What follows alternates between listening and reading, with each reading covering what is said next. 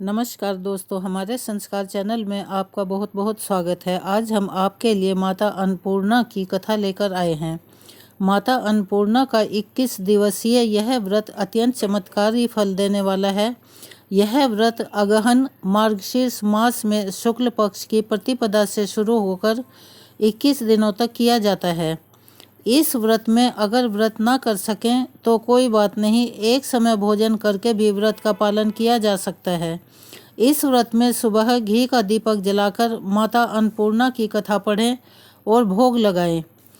कथा कुछ इस प्रकार है। काशी निवासी धनंजय की पत्नी का नाम सुलक्षणा था। उसे अन्य सब सुख प्राप्त थे, केवल निर्धनता ही उसके दुख का कारण थी। यह दुख उसे हर समय सताता था। एक दिन सुलक्षणा पति से बोली, स्वामी आप कुछ काम करो तो हमारा काम बने, इस प्रकार कब तक काम चलेगा। सुलक्षणा की बात धनंजय के मन में बैठ गई। वह उसी दिन विश्वनाथ शंकर जी को प्रसन्न करने के लिए बैठ गया और कहने लगा, हे देवाधिदेव विश्वेश्वर, मुझे पूजा पाठ कुछ नहीं आता, केवल तुम्हारे भरोसे बैठा हूँ। इतनी विनती करके वह 2-3 दिन तक भूखा प्यासा बैठा रहा। यह देखकर भगवान शंकर ने उसके कान में अन्नपूर्णा अन्नपूर्णा अन्नपूर्णा इस प्रकार 3 बार कहा। यह कौन क्या कह गया। इसी सोच में धनंजय पड़ गया कि मंदिर से आते ब्राह्मणों को देखकर पूछने लगा, पंडित जी अन्नपूर्णा कौन है। ब्राह्मणों ने कहा, तू अन्न छोड़कर बैठा है, सो तुझे अन्न की ही बात सूझती है। जा घर पर जा, अन्न ग्रहण कर। धनंजय घर गया, स्त्री से सारी बात कही। वह बोली, ना चिंता मत करो, स्वयं शंकर जी ने यह मंत्र दिया है, वे स्वयं ही खुलासा करेंगे, आप फिर जाकर उनकी आराधना करो। धनंजय फिर जैसा का तैसा पूजा में बैठ गया। रात्रि में शंकर जी ने आज्ञा दी, कहा तू पूर्व दिशा में चला जा, वहाँ अन्नपूर्णा का नाम जपता जपता और रास्ते में फल खाता, झरनों का पानी पीता जाता। इस प्रकार कितने ही दिनों तक चलता गया। वहाँ उसे चांदी सी चमकती वन की शोभा देखने में आई, सुंदर सरोवर देखने में आया। उसके किनारे कितनी ही अप्सराएं झुंड बनाकर बैठी थी। एक कथा कहती थी और सब माँ अन्नपूर्णा इस प्रकार बार बार कहती थी। यह अगहन मास की उजैली रात्रि थी और आज से ही व्रत का आरंभ था। जिस शब्द की खोज करने वह निकला था वह उसे वहाँ सुनने को मिला। धनंजय ने उनके पास जाकर पूछा, हे देवियों, आप यह क्या करती हो। उन सब ने कहा, हम सब माँ अन्नपूर्णा का व्रत करती हैं। व्रत करने से की गई पूजा का क्या होता है, यह किसी ने किया भी है, इसे कब किया जाए, कैसा व्रत है मैं और कैसी विधि है, मुझसे भी कहो। वे कहने लगी, इस व्रत को सब कोई कर सकते हैं। 21 दिन तक के लिए 21 गांठ का सूत लेना चाहिए। 21 दिन यदि ना बन पड़े तो 1 दिन का उपवास करें। यह भी ना बने तो केवल कथा सुनकर प्रसाद लें।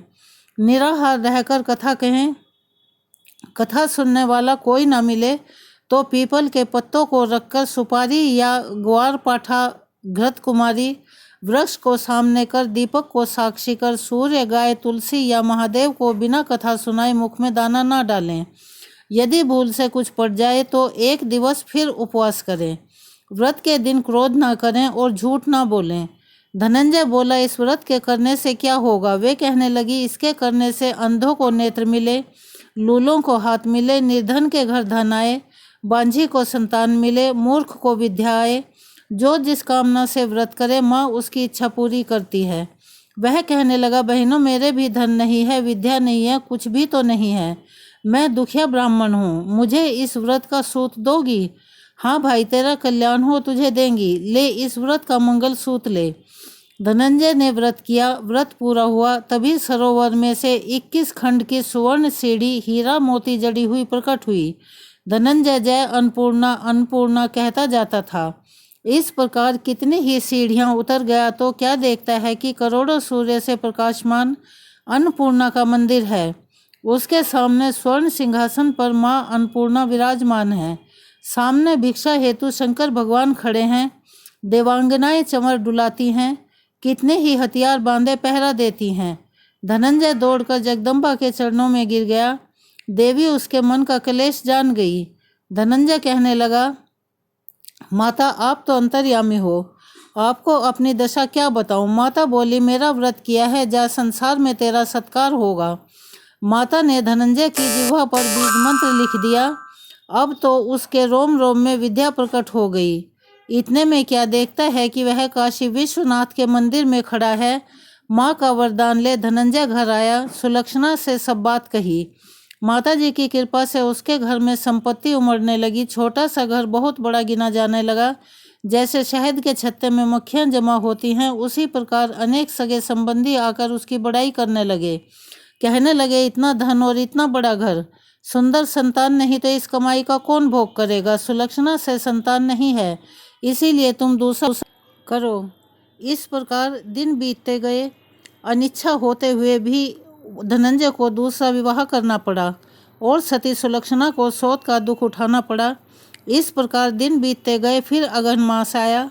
नए बंधन में बंधे पति से सुलक्षणा ने कहलवाया कि हम व्रत के प्रभाव से सुखी हुए हैं, इस कारण यह व्रत छोड़ना नहीं चाहिए। यह माता जी का प्रताप है जो हम इतने संपन्न और सुखी हैं। सुलक्षणा की बात सुन धनंजय उसके यहाँ आया और व्रत में बैठ गया। नई बहू को इस व्रत की खबर नहीं थी। वह धनंजय के आने की राह देख रही थी। दिन बीतते गए और व्रत पूर्ण होने में 3 दिवस बाकी थे कि नई बहू को खबर पड़ी। उसके मन में ईर्ष्या की ज्वाला दहक रही थी। सुलक्षणा के घर आ पहुंची। उसने वहां भगदड़ मचा दी। वह धनंजय को अपने साथ ले गई। नए घर में धनंजय को थोड़ी देर के लिए निद्रा ने आ दबाया। इसी समय नई बहू ने उसका व्रत का सूत तोड़कर आग में फेंक दिया। अब तो माता जी का कोप जाग गया। घर में अकस्मात आग लग गई। सब कुछ जलकर खाक हो गया। सुलक्षणा जान गई कि पति को फिर अपने घर ले आई। नई बहू रूठ कर पिता के घर जा बैठी। पति को परमेश्वर मानने वाली सुलक्षणा बोली, नाथ घबराना नहीं, माता जी की कृपा अलौकिक है। पुत्र कुपुत्र हो जाता है पर माता कुमाता नहीं होती। अब आप श्रद्धा और भक्ति से आराधना शुरू करो, ये जरूर हमारा कल्याण करेंगी। धनंजय फिर माता के पीछे पड़ गया। फिर वहीं सरोवर सीढ़ी प्रकट हुई, उसमें माँ अन्नपूर्णा कहकर उतर गया। वहां जा माता जी के चरणों में रुदन करने लगा। माता प्रसन्न हो बोली, यह मेरी स्वर्ण की मूर्ति ले, इसकी पूजा करना, तू फिर सुखी हो जाएगा। जा, तुझे मेरा आशीर्वाद है। तेरी सती सुलक्षणा ने श्रद्धा से मेरा व्रत किया है, उसे मैंने पुत्र दिया है। धनंजय ने आंखें खोली तो खुद को काशी विश्वनाथ के मंदिर में खड़ा पाया। वहां से फिर उसी प्रकार घर को आया। इधर सुलक्षणा के दिन चढ़े और महीने पूरे होते ही पुत्र का जन्म हुआ। गांव में आश्चर्य की लहर दौड़ गई, मानता आने लगी। इस प्रकार उसी गांव के निसंतान सेठ के पुत्र होने पर उसने माता अन्नपूर्णा का मंदिर बनवा दिया। उसमें माताजी धूमधाम से पधारी, यज्ञ किया और धनंजय को मंदिर के आचार्य का पद दे दिया। जीविका के लिए मंदिर की दक्षिणा और रहने के लिए बड़ा सा सुंदर भवन दिया। धनंजय स्त्री पुत्र सहित वहां रहने लगा। माता जी के चढ़ावे से भरपूर आमदनी होने लगी। उधर नई बहू के पिता के घर डाका पड़ा, सब लुट गया। वे भीख मांगकर पेट भरने लगे। सुलक्षणा ने यह सुना तो उन्हें बुला भेजा, अलग घर में रख लिया और उनके अन्न वस्त्र का प्रबंध कर दिया। धनंजय, सुलक्षणा और उसका पुत्र माता जी की कृपा से आनंद से रहने लगे। माता जी ने जैसे इनके भंडार भरे वैसे ही सबके भंडार भरे। बोलो माता अन्नपूर्णा की जय। अगर आपको हमारी ये कहानी पसंद आई हो तो प्लीज़ हमारे चैनल को सब्सक्राइब करें, ज़्यादा से ज़्यादा शेयर करें और ऐसी ही कहानियाँ, ऐसी ही जानकारियाँ हम आपके लिए लेकर आते रहें। हमें सहयोग दें। धन्यवाद।